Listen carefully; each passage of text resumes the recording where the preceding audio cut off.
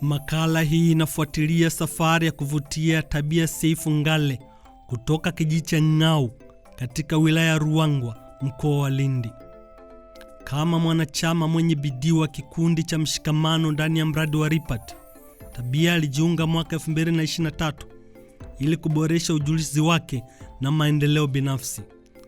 Akijihusisha na kilimo cha migomba, ufugaji wa kuku na ufugaji wa nguruwe, alijikita zaidi katika mradi wa ufugaji wa kuku na chama cha akiba na mikopo vijijini VSLA. Akitumia mkopo wa VSLA, aliwekeza katika mbegu za vitunguu, akianza safari yake ya kilimo.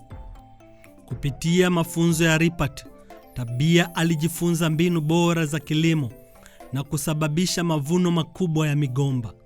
Hivi sasa, Tabia anapata ndizi kwa ajili ya familia yake na kuuza kusaidia elimu ya watoto wake, akipanua juhudi zake za kilimo kwa ajili ya ukuaji na uendelevu.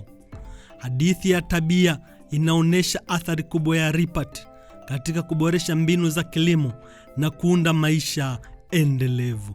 Naitwa Tabia Seif Ngale, nakaa kijiji cha Ng'au, tarafa ya Mnacho, wilaya ya Ruangwa, mkoa wa Lindi. Mimi ni mwanakikundi wa Mshikamano.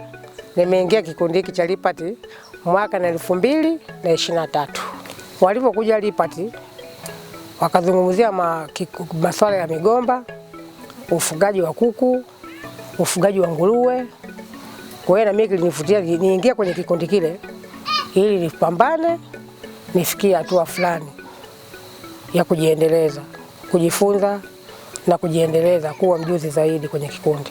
Nilipoingia kwenye kikundi hiki, nilichukua mradi wa kuku, nikaenda kwenye hisa zetu, nikakopa hela. Ile hela nilipoikopa, nikanunua mbegu ya vitunguu. Kwa hiyo nimeingia kwenye mradi wa vitunguu na ndivyo vitu ambavyo nimevichagua. Vile vile niliamua kulima migomba ya kisasa ambayo vitu vile sijawahi kuvifanya. Nikaamua nivifanye vitu vile ili kwa ajili ya kujiendeleza. Zamani tulikuwa tunalima ndizi za kienyeji, tunaifuga mingi kwa pamoja, lakini ilikuwa inazalisha mikungu midogo na ingine haizai kabisa.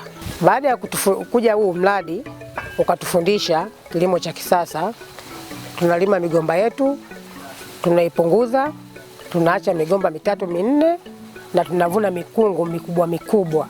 Zamani ndizi zilikuwa zinapotea, ila kwa sasa tulivyoingia kwenye mradi huu ndizi zikawa tumepata kwa wakati. Ninakula ndizi za kuiva, ninakula ndizi za kupika kwa wakati, nakata mikungu yangu 2-3 naweka ndani.